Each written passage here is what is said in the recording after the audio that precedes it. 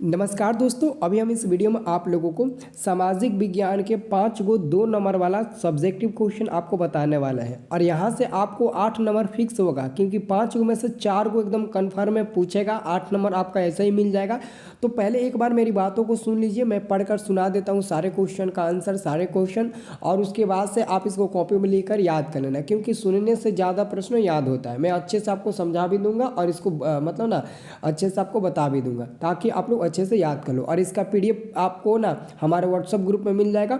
अगर आप लोग व्हाट्सअप ग्रुप नहीं ज्वाइन किए होंगे तो ज्वाइन कर लेना, लिंक डिस्क्रिप्शन बॉक्स में आपको मिल जाएगा। तो पहला प्रश्न दोस्तों ये 2 नंबर का पूछेगा, मिश्रित अर्थव्यवस्था क्या है, जो आप लोग को हर हालत में याद होना चाहिए। तो मिश्रित अर्थव्यवस्था का परिभाषा कैसे लिखेंगे आप ध्यान से सुनिए। मिश्रित अर्थव्यवस्था का परिभाषा होगा ऐसी अर्थव्यवस्था जिसमें निजी क्षेत्र और सार्वजनिक क्षेत्र दोनों का सह-अस्तित्व होता है। मतलब कि इसमें निजी क्षेत्र और सार्वजनिक क्षेत्र दोनों का सह-अस्तित्व होता है, और यही मिश्रित अर्थव्यवस्था कहलाती है। मिश्रित अर्थव्यवस्था यही कहलाती है। भारत एक मिश्रित अर्थव्यवस्था वाला देश है, क्योंकि आपके एग्जाम में ऑब्जेक्टिव क्वेश्चन में आता है ना कि इनमें से कौन मिश्रित अर्थव्यवस्था वाला देश है, तो भारत। निम्न में कौन मिश्रित अर्थव्यवस्था है, तो भारत देश मिश्रित अर्थव्यवस्था वाला देश है। पूछा जाता है भारत निम्न में से क्या है, तो मिश्रित अर्थव्यवस्था वाला देश है। तो देखो आप लोगों को सेंटेंस याद करना है, आप लोगों को वाक्य याद करना है 1-2 गो। तो एक तो आपका ये वाक्य हो गया कि ऐसी अर्थव्यवस्था जिसमें निजी क्षेत्र और सार्वजनिक क्षेत्र दोनों का सह अस्तित्व होता है, मिश्रित अर्थव्यवस्था कहलाता है। और आपको पता है कि भारत एक मिश्रित अर्थव्यवस्था वाला देश है।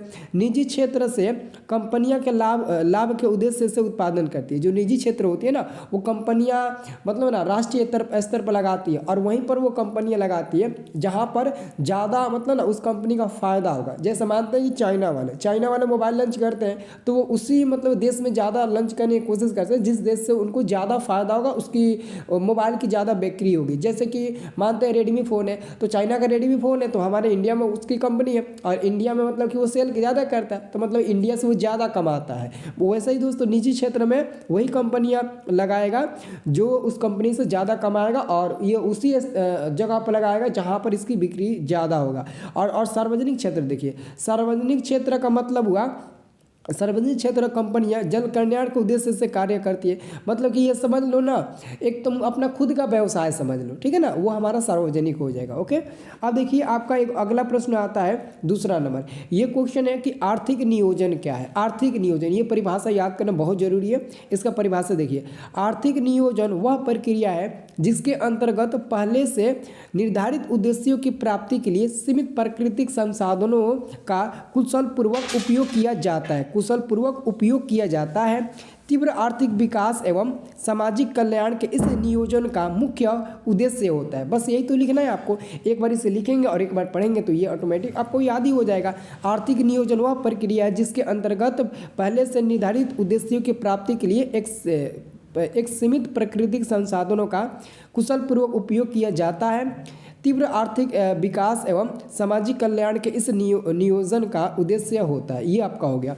अब तीसरा नंबर देखिए, तीसरा नंबर दोस्तों क्वेश्चन आप ना अगर आपको याद नहीं भी होगा ना, लेकिन अगर इस क्वेश्चन का अर्थ समझते होंगे कि ये क्वेश्चन का अर्थ क्या होता है, मतलब क्या होता है, आप लिख देंगे, क्योंकि आपके मम्मी इस क्वेश्चन से जुड़ी हुई है, आपके मम्मी इस ग्रुप से जुड़ी हुई है जो मैं आपको ये क्वेश्चन बता रहा हूँ। क्योंकि क्वेश्चन है स्वयं सहायता समूह, जिसका इंग्लिश नाम होता है सेल्फ हेल्प ग्रुप। इसको बोलते हैं सेल्फ हेल्प ग्रुप, यानी कि SHG।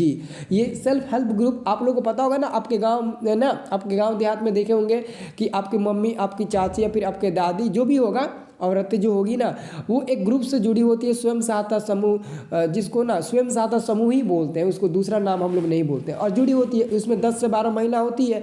10-10 रुपया उन लोगों का लगता है, पैसा इकट्ठा करती है, फिर जिसको ज़रूरत पड़ता है उस दिन वो अपना मतलब ना वहाँ से लोन ले लेता है, बहुत कम पर, वहाँ पर ब्याज के सूद के साथ उसको मिल जाता है पैसा। तो वही आपका है। तो यहाँ पर देखिएगा ना, तो स्वयं सहायता समूह लोगों का एक संगठन है। इसमें लोग संगठित होकर एक कोष के माध्यम से एक धन एकत्रित करते हैं, मतलब ना इसमें 10 से 12 महिलाएं शामिल होती है और शामिल होकर सभी महिलाएं रोज़ नहीं तो मंथली का, नहीं तो 10 दिन में, नहीं तो एक हफ्ता में 10-10 रुपया मिलाकर सब इकट्ठा करती है। और जब जिस महिला को इमरजेंसी पड़ेगा वो उसी पैसा को वहाँ से वो निकाल लेगा और ना सबसे न्यूनतम ब्याज के साथ वो फिर अपना राशि उसको लौटाएगा वापस, जिससे सभी अपना अपना मदद जरूरत पर कर सके। ठीक है ना।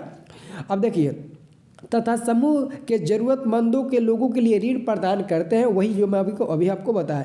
इस प्रकार स्वयं सहायता समूह के माध्यम से एक सदस्य दूसरे सदस्य की सहायता करते हैं, देखो मैंने बताया ना, और आपसी सहयोग से लाभ हानि भी होते हैं और उन लोगों को लाभ हानि भी होता है, बस यही तो है। और आपका अगला क्वेश्चन आपका साख। दोस्तों अगर आपने साख का अर्थ क्या होता है समझ गए ना, तो पक्का लिख देंगे। साख का अर्थ होता है विश्वास। विश्वास मतलब कि ऋण लौटाने की क्षमता। अगर आप ना मानते हैं कि अगर आप किसी मनुष्य को पैसा दे रहे हैं, किसी अपने दोस्त को आप पैसा दे रहे हैं, तो आप अपने दोस्त को इसी भरोसे पैसा देते होंगे कि ये मेरा दोस्त ना पैसा हमारा लौटा देगा, क्योंकि ये पैसा रखता नहीं है, ये कंजूस नहीं है, हम देते हैं तो पैसा लौटा देता है, इस पर विश्वास है हमको, ऐसा ही ना सोचते हो आप लोग। तो वही है, साख का अर्थ होता है विश्वास। अब देखिए, साख एक प्रकार का विश्वास है।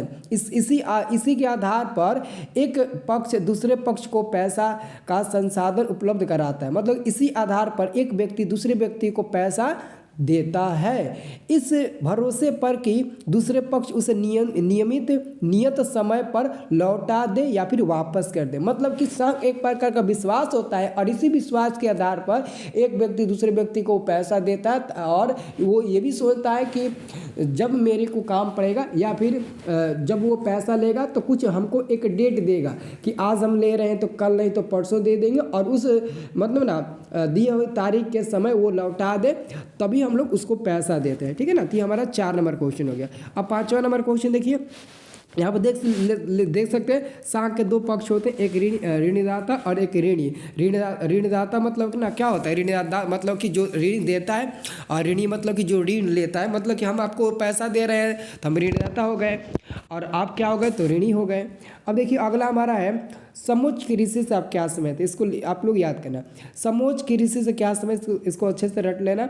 तो पर्वतीय और पहाड़ी भागों में ढलान के अनुरूप जो कृषि कार्य की जाती है ना, किसमें, पहाड़ी भागों में ढलान के अनुरूप में जो कृषि की जाती है ना, उसी को हम लोग क्या कहते हैं, समोच्च कृषि कहते हैं।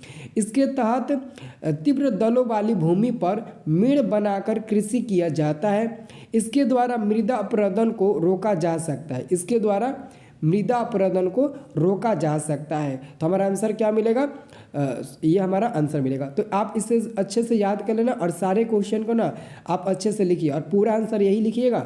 इससे आप आसान कोई भी परिभाषा नहीं याद कर सकते हैं, बस इसको अच्छे से 1 बार 2 बार लिख लेना, 1 बार लिखना 1 बार पढ़ लेना, आपको याद हो जाएगा। पीडीएफ जाकर डाउनलोड कर लीजिएगा, आपको पीडीएफ मिल जाएगा ग्रुप में। ग्रुप का लिंक आपको पता है ना, वीडियो को डिस्क्रिप्शन में है, जाकर डाउनलोड करिए और वहाँ से आपको ना अच्छे से मिल जाएगा और आप वहाँ से लिख लीजिएगा। ठीक है।